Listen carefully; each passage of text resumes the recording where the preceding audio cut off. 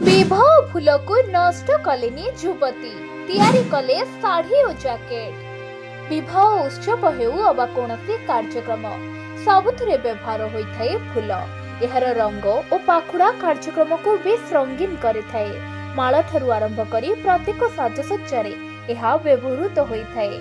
उत्सव गुड़िकरे देखा जाउथबा परिमाण साधारणतः महनियतरे भावना सृष्टि करिथाए, किंतु एही फूल गुड़िक शेषे मौली जाए एवं परदिन सेगुड़िक नष्ट हो जाए। ताहा हृदय को भारी कष्ट दिए, किंतु पुनः व्यवहार एवं पुनः कल्पना करी सेगुड़िक जीवित रखिबार सृजनशील उपाय मध्य अछि। एही उपाय रे आपण केवल आपणकर विशेष स्मृति को अमर करिवे नाही, बरं सतेज फूल गुड़िक स्थायी एवं व्यवहारिक जिनिस रे परिणत करि परिबे।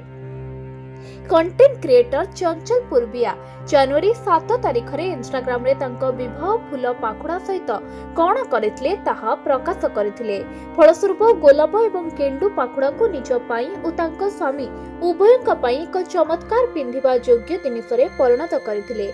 फूल गुडी को व्यवहार करी चंचल धला पोशाक खंड उपरे फूलर रंग स्थानांतर करी एक साड़ी एवं जैकेट रंग करथिले, जहा एक फूल प्रिंट सृष्टि करथिला। फूलर रंग को कपड़ा रे स्थानांतर करिबा पई से जो प्रक्रिया व्यवहार करथिले ताहाको इको प्रिंटिंग कहा जाए। Bureau report ONT news.